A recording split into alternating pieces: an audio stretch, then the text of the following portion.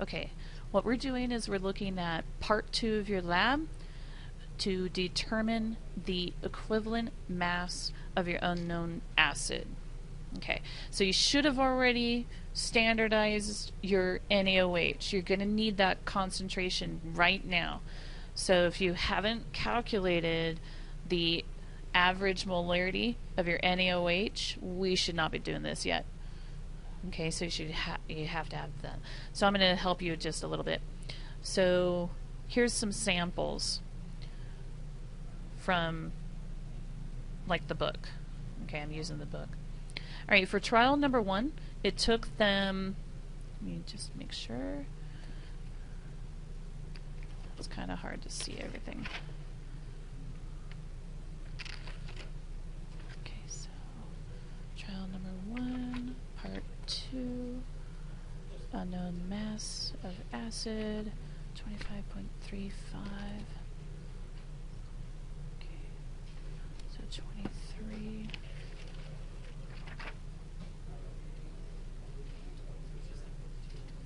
Okay, so trial 23.15. Okay. All right, so it took them 23.15 milliliters of NaOH to standardize for trial number 1 of their unknown acid. Okay. All right, so then I will take the 23.15 milliliters, change the milliliters to liters, and then grab the molarity from my standardization. So now I'm using the average molarity that I calculated for the NaOH with my KHP. So look back at part number 1. Now this is this guy's sample. This is just a sample, all right? And they got the molarity to be 0.0991, all right, for their NaOH. Now, the thing that you have to remember is that you're assuming that your unknown acid let go of only one hydrogen ion. So for every 1 mole of NaOH, you were able to neutralize 1 hydrogen ion, or if you want to, you can say H3O plus, 1 mole. So it's a 1-to-1 mole ratio. So this will tell you how many moles of your H3O plus or your hydrogen ions that you neutralized. And in this particular example, they got this. Okay. Now to do the equivalent mass. So EM, equivalent mass. This would be equal to your grams of your acid, of your unknown acid, divided by how many moles of hydrogen you neutralized. So moles of your H3O that we just calculated. So in this particular example, they used 0.320 grams of their unknown acid, and then they were able to neutralize 0.00229 moles of their H3O plus. And so they got actually 140 grams per mole approximately. So that would be their equivalent mass. So there's a list of unknown acids provided on the board, and at this point, you know, you're pretty close. You only have 2 sig figs rolling on here, right? 140 grams per mole. So you're kind of close to 2 of the potential acids that you could have had. So what would help you to kind of figure out which acid you actually had? So look at those first 2 acids on the board. One of them is KH2PO4, and the molar mass is 136.09 grams per mole. And the other guy is KHSO4, and his molar mass is 136.17 grams per mole. But here's the kicker. This dude up on the top has a pKa. This guy's pKa value is 7.21. And this guy's pKa value is 1.92. So what do you say now? That would this be enough information for us to identify our unknown acid? Look at their molar masses, guys. Do you see how they're both fairly close to 140? Now compare their pKa. See the big difference there? So you would need to do a pH meter titration to figure out which acid you've got. Does that kind of help a little bit? So how do you get pKa one more time with your pH meter titration thingy?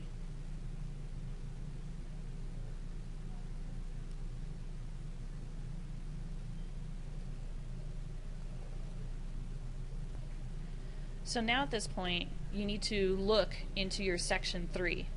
In section 3, what you did is you took your unknown acid and you started titrating it with your NaOH. And you monitored the pH very carefully as you went through there. So this is actually a sample of one of my students' labs. And he did pH versus volume. Then he did the first derivative of pH versus volume, which looks like this. That's interesting, right? And you got a peak over here. This peak helps you to find your equivalence point. But to get a better lock-in on that, you're going to do your second derivative. And let me do an auto scale here so you can see it better. Where that line crosses, that's his precise equivalence point. And the volume here at that point is 37.7. Do you concur with that, student? Okay. So 37.7, his pKa value is going to be exactly half of that. So what we'll do is we'll go through and grab a calculator and take the 37.7 and divide it in half. I get 18.85.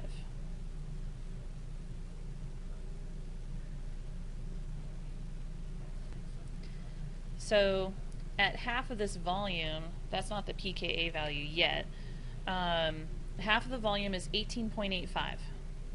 Alright guys, 18.85. So what I'm going to do is I'm going to go back to here and find my 18.85. I'm trying to lock it in there. I don't think I'm going to be able to get that. So anyway, it's really close to this value right here. Anyway, the pH at half the volume is your pKa. My bad. So I'm looking at the data points here, and I don't know if you can see it. It's highlighted over on the left side. I can't quite precisely get the 18.5. Can't remember how to do that on Logger Pro. There is a way to do that. Do you guys remember how to like punch in and then have it give you that exact point? Like if I come over here and maybe up there somewhere. yeah, let's see, data. No, it's probably analyze. Data browser or analyze. Turn off examine.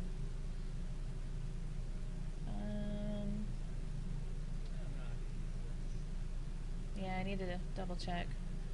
But anyway, oh wait, I think just examine at that location of yeah, L, there's gotta be a and way then to it'll do give that. you the y coordinates, and that will be your pH. Okay, so then I can go in here and I can't really click in there. No, it'll show at the bottom. You see? At the bottom? Yeah, no, like put your mouse cursor to the center of the graph, something. You In see the at the center? bottom there, right next to the Why don't you come over here? Okay. So this correlates to where this is. Yeah. Alright, and then what's it's 18.85, so you just do 18.85 like this, where 18.85 would be. And Wait. okay, and then they'll give you the pH.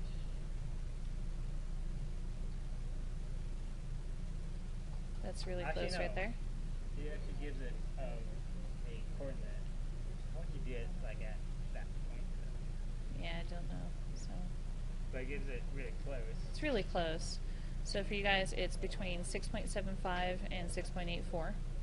That would be your pKa value. So right between those 2 points, okay? Okay. So somewhere between 6.75 and 6.84. Okay?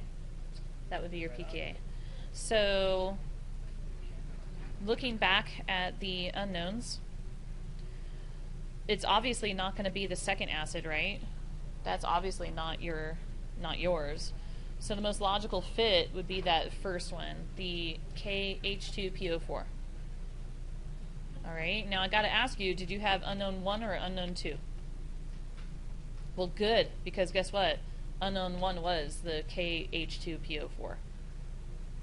And unknown 2 was the KHSO4. So there you go. Like, thank goodness. Whew. All right, good work. So now let's move on to section 4, where you're using your vinegar. So we're going to assume that your vinegar, it says determine the amount of vinegar to titrate. Assume your vinegar is 5% acetic acid. Acetic acid is HC2H3O2. Okay?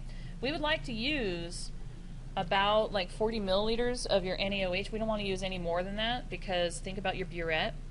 Okay, it doesn't go over, you know, we don't want it to be really close to 50. So I want you guys to try to shoot for, you know, 40 milliliters so that it fits into your burette. Of, again, NaOH is what we want to use.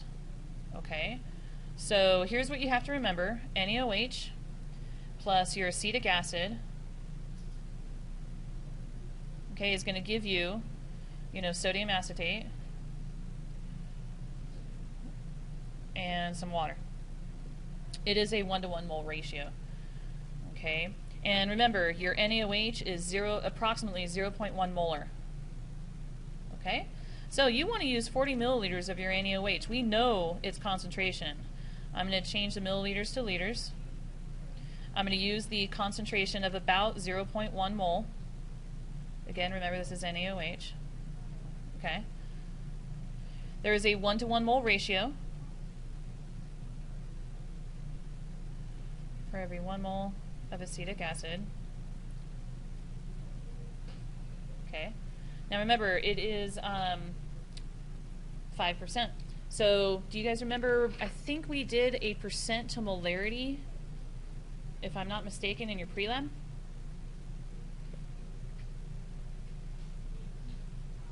So yes, we did. That was question number 5.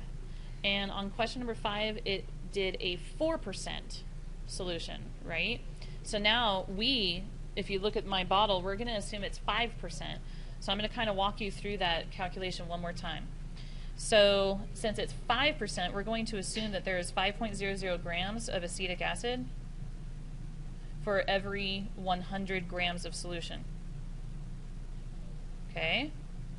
Now, we are also going to make some assumptions. For every for every gram of solution, so you see the grams of solution, I'm going to cross cancel that. For every gram of solution, I'm going to be assuming that that is 1 milliliter of solution.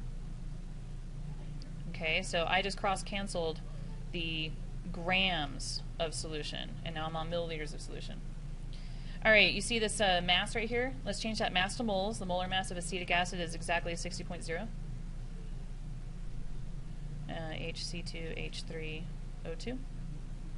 Okay, and that is equivalent to 1 mole. So you see how now I've got moles of acetic acid on the top?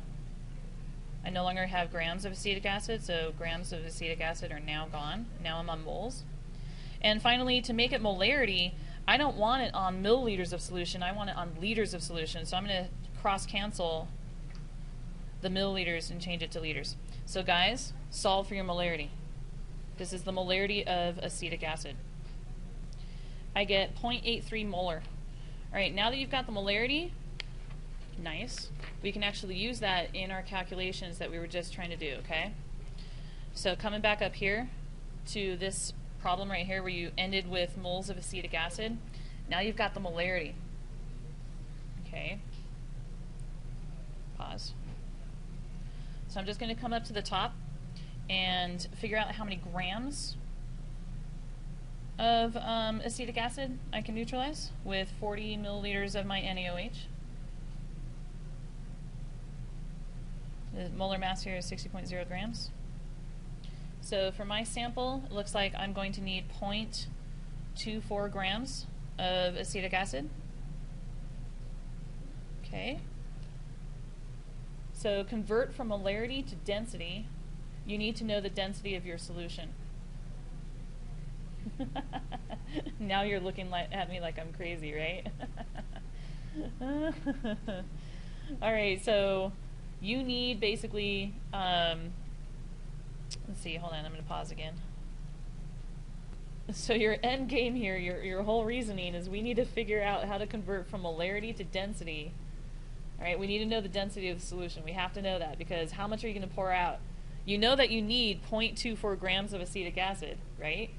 Okay, well, how much liquid of the vinegar has that much mass? Right? Liquid mass, right? Volume, mass, that's density. So we kind of need the density, okay? We know the molarity, but now we need the density. That's interesting. All right, so guys, all you need to do at this point is to grab like a 10 milliliter graduated cylinder, and this is the thought process, okay? So grab a 10 milliliter graduated cylinder, okay, empty and dry. And what I would recommend you guys do is maybe figure out the mass of that graduated cylinder with the addition of approximately 8 milliliters. Okay, so I want you to add about, as close as you can, because it is a graduated cylinder, you're only going to have 2 sig figs. Add about 8.0 milliliters of your vinegar on that.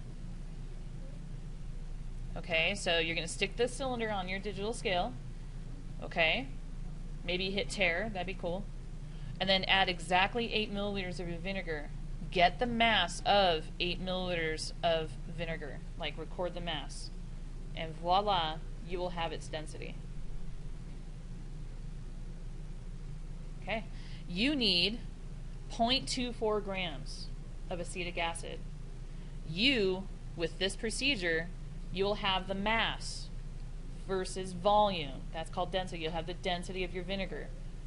Now that you know that you need to use 0.24 grams to have an equivalence of 40 milliliters with your NaOH, you will know exactly how much vinegar you need to titrate.